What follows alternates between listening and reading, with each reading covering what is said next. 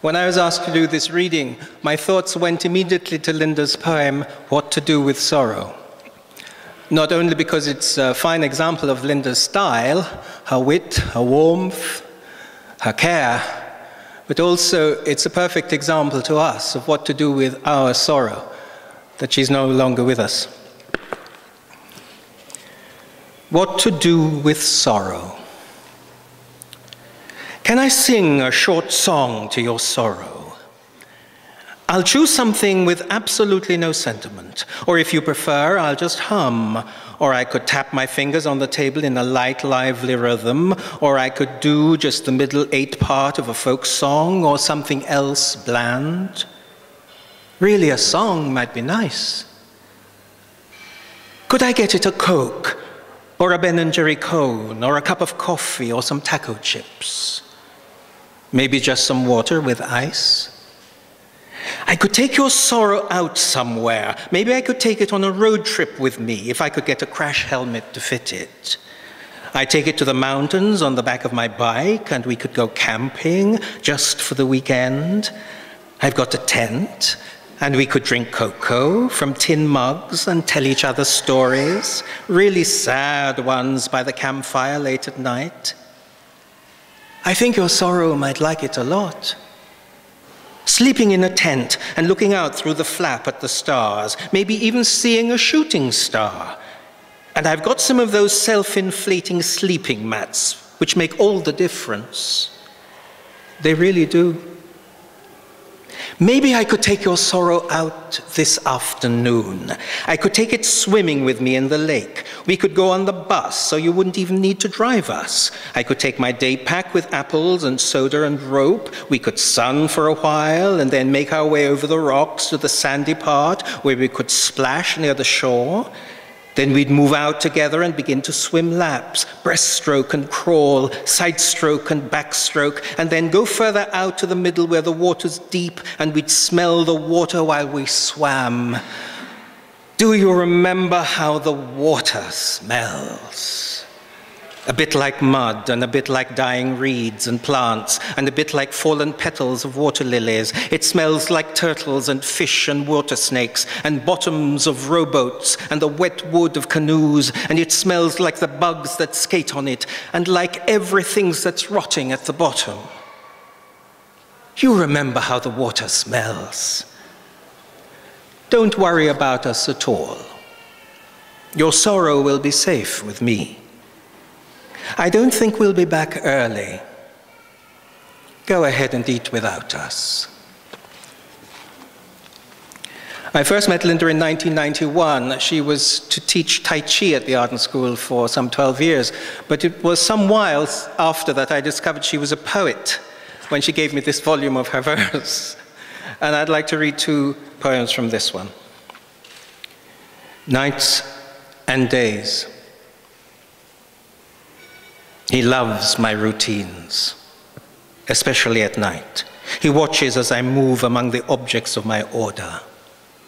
Milk bottles out, soap into the machines, push the buttons, turn out the lights, settle the cats. Then preparations for love and sleep, before finally curling up together for dreams. Ah, we love the night. I love his routines, especially in the mornings. I watch him flick back his hair, then smooth it with his hand. He puts on his robe and ties the cord. I watch from the bed as he goes out. Then in the kitchen, the kettle steam is in the air. He smiles and hands me my tea. Ah, we love the day. Across the road. I watched them for months across the road, not staring, not meaning to intrude, but just because I lived in the house opposite. I couldn't help but notice the young man's withering frame, the cancers on his skin, as the older man helped him ever so gently in and out of the car. Even from across the road, I could hardly bear to see him shuffling, wearing dark glasses and using a walking stick. Later, he was pushed in a wheelchair to the car and lifted onto the seat, The older man was very strong. I didn't see the hearse and the cars and the young men and the older men and the mothers and the sisters weeping, all dressed up smartly in the garden, getting in and out of their cars, probably parked on the pavement so as not to block the road, even though our road is a fairly wide road. My son told me all this.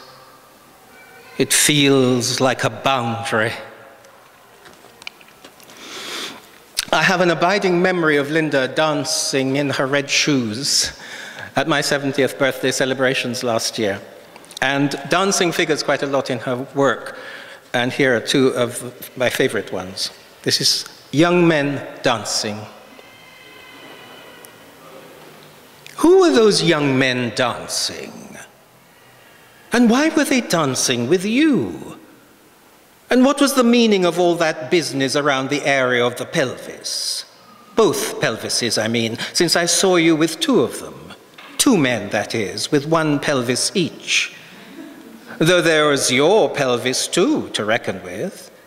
It made quite a show of itself out there on the dance floor, not to be overlooked, nor slighted in any way, sticking like a magnet to the erratic rhythms of those young men, their jeans curving and cupping and making promises in all directions of things to come.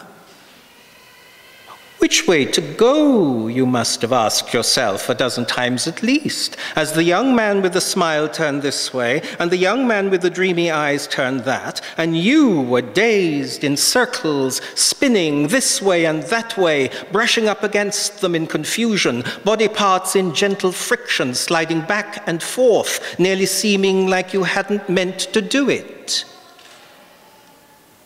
Did you mean to do it? Could they feel your nipples harden?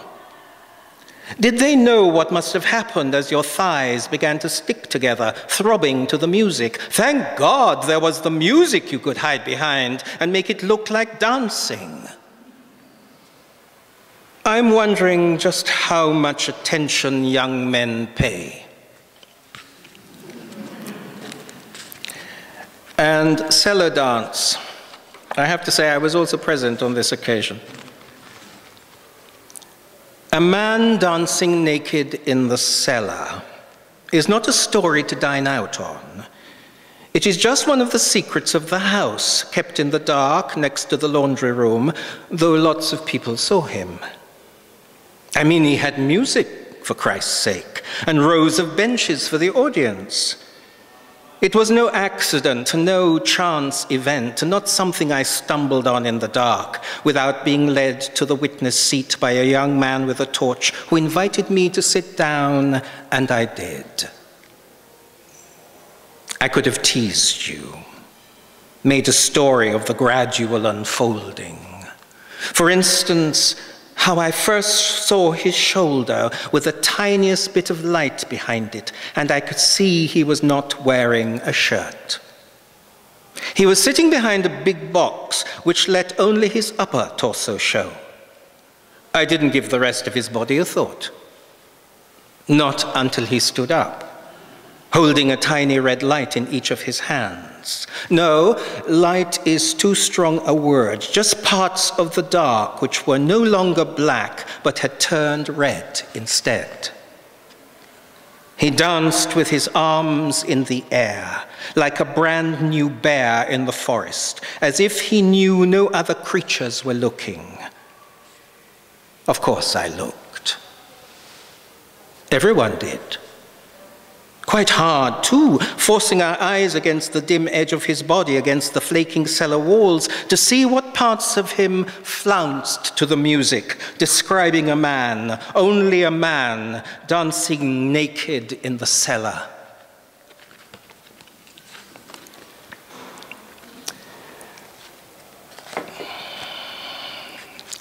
I would have liked to have read many of Linda's love poems, because nobody writes them like she does. But here is one. The Dinner Kiss. The cooking had been a chore. The knives not sharp enough, no overall menu planned in my head, and the guests had not been counted. Yet somehow everyone fitted in. The Scots, big and boisterous, squeezed beside the buttoned-up Japanese, while the Americans brought in chairs. Vegetables could have been the cause, finally, of the seating plan's collapse. The garlic-scented potatoes with herbs made everyone stand to help themselves. I thought you were heading for the fridge when you got up, the way an old friend can, cool as you like, making mincemeat of the demure Japanese manners. Maybe a can of beer or ketchup, I thought, just one of those sudden mid-meal needs, and to tell the truth, there is nothing I would have kept from you. So when you walked around the table and lifted me out of my seat, as if your mouth had done it alone, without the help of your arms, I rose, a stringless helium balloon, so light, hovering over the table. I thought I would never stop rising, not ever. And then the kiss began.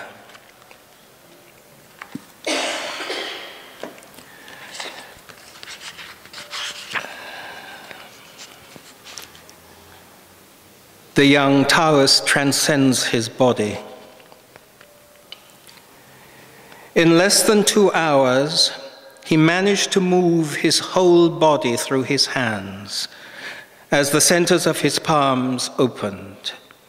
His eyes widened, the pupils spread out into blue irises, and his mind released like the top of a baby's head. The walls covered in murals turned to paper as the night sky slid in through the cracks, and his own thoughts slipped out, shaped like Chinese kites, self-igniting, tails on fire, soaring in competition with the moon. Let me tell you, the moon was not a sliver that night. It was one day off being full, and he chased it shamelessly. A paper dragon, flames lashing his own body from behind. He raged red-orange across the sky, with ground glass glued to his reeled-out string. He could have cut the moon to shreds, since all the sky belonged to him, and all the fire was his plaything. What a furious rush of wind he made! What a stirring! I tell you, it was a glorious way to go out. And finally, a poem by Maya Angelou. There was an occasion in the garden at Palatine Road. There were so many occasions in the garden at Palatine Road. And this, I think, was Linda's birthday, I think. And I don't write poetry myself, but I brought her 3 poems by 3 women poets. And this is one of them, because I think there is much between these women, really. So, for Linda, for her sassiness, her sexiness, her charm, her quiet spirit, and mostly her indomitable spirit. You may write me down in history with your bitter, twisted lies. You may trod me in the very dirt, but still like dust I'll rise. Does my sassiness upset you? Why are you beset with scorn? 'Cause I walk like I've got oil wells pumping in my living room. Just like moons and like suns, with the certainty of tides, just like hope springing high, still I'll rise. Did you want to see me broken, bowed head and lowered eyes, shoulders falling down like teardrops, weakened by my soulful cries? Does my haughtiness offend you? Don't you take it awful hard, 'cause I laugh like I've got gold mines digging in my own backyard. You may shoot me with your words, you may cut me with your eyes, you may kill me with your hatefulness, but still, like air, I'll rise. Does my sexiness upset you? Does it come as a surprise? that I dance like I've got diamonds at the meeting of my thighs. Out of the huts of history's shame, I rise. Up from a past that's rooted in pain, I rise. I'm a black ocean, leaping and wide, welling and swelling, I bear in the tide. Leaving behind nights of terror and fear, I rise. Into a daybreak that's wondrously clear, I rise. Bringing the gifts that my ancestors gave. I am the dream and the hope of the slave. I rise. I rise. I rise. Thanks.